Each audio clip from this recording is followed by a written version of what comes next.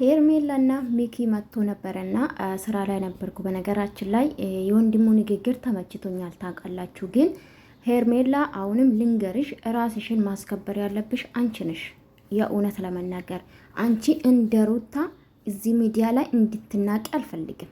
ለወንድ ብል ማለት አንቺ አውቃለሁኝ ማለት እንደ በፊቱ አብርሽ በትክክል አልፈልግም ከህይወቴ ውጪ እንደባለፈው የምታስታውሱ ከሆነ አይ ከሩታ ጋር መኖር እፈልጋለሁ፣ ልጅ ማሳደግ እፈልጋለሁ ከህይወታችን ውጪ ብላት ነበር። የምታስታውሱ ከሆነ በትክክለኛ ሰዓት ማለት ነው ወጥታ ነበረና እንግዲህ እንደዛ ቢላት እርግጠኛ ነኝ ተስፋ ትቆርጣለች ሄርሜላ። አሁን ግን ሄርሜላ ስለ ራሷ ያሰበች አይደለም፣ ስለ ራሷ ፍቅር ያሰበች አይደለም።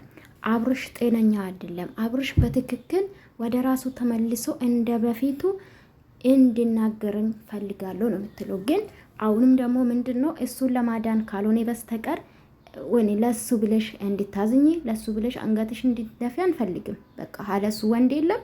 የእውነት እንዴ ይደብራል። በቃ ሄርሜላ ይሄኔ ቆንጆ አይኖ ፍቅር ነው፣ ፍቅር ከባድ ነው። የምትወጂ የምታፈቅሪ ሰው ባንዴ እሺ አንልሽም፣ ግን አንዳንዴ ለራስሽ አስቢ። ያ ህይወት ከተመቸው በነገራችን ላይ ወደሽ ከተደፋሽ ቢረግጡሽ አይከፋሽ ይባላል። ወዶ ከገባ ጤነኛውንም አልሆንም ሪያክሽን የሚያደርገውን ያያችሁ ነው። አብርሽም ከሆነ ማለት ነው። እኔ ይቅርታ አድርጉልኝ፣ እኔ 100% አላምንም የአብርሽ ነገር። በቃ ምን ልበላችሁ አላምንም። በቃ ይሄን ውሰዱ ጋይስ፣ በክፋት አይደለም። አንዳንዴ ሲሰሩ የነበረ ያው አብዛኛ ድራማ ነው፣ አብሮ እየኖሩ ነው የተባለ ነው ጋይስ። ሩታና አብርሽ አብሮ እየኖሩ ነው ያሉን ብዙ ልጆች አሉ፣ መረጃ አለን ያሉ ልጆች አሉ። ገባችሁ አይደለ? እዚህ ሚዲያ ላይ ነው እንጂ ከካሜራ ጀርባ አብሮ ነው የሚኖሩ የተባለም ነው። ገባችሁ? እሱን ከበር ለማድረግ የተጠቀመበት የሄደበት ሊሆን ይችላል አብርሽ። አስቡ አንዳንዴ ማለት ነው።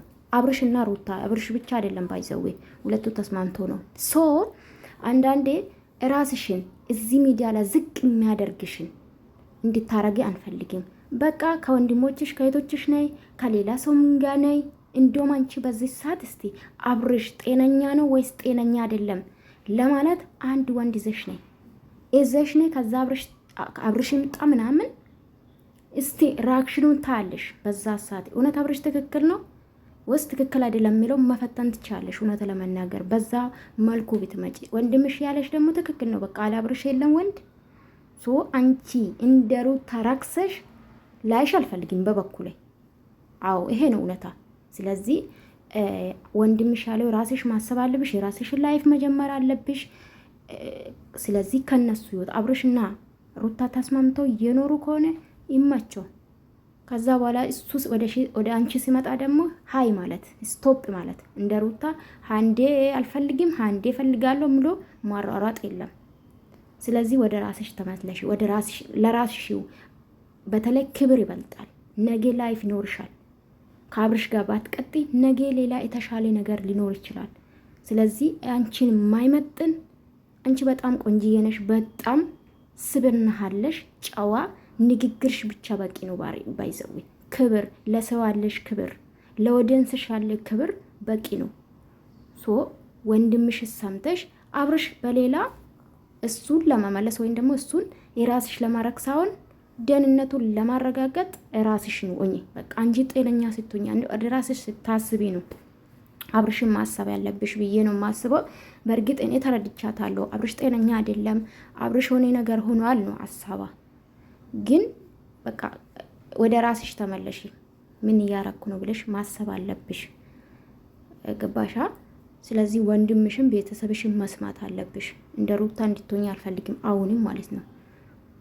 ሩታ ቤተሰብ ብሰማ ኖሮ ዛሬ እንደዚህ ያያ ሜዳ አትሆንም። ይሄ እውነታ ነው፣ ያየንም ነው። ስንት አመት ሙሉ እዚህ ከመጣች ጀምሮ ወንድ የለመነች ነው፣ ምንም የለመነች ነው። ይሄ ታየ ነው ደግሞ። ይሄ ለዚህ ደግሞ አፋችሁን አትክፈቱብኝ። ታየ ነው፣ ስትመጣም የለመነች ነው፣ አሁንም የለመነች ነው። 4 ነጥብ ያለ ነው፣ እኔ የጨመርኩት አይደለም።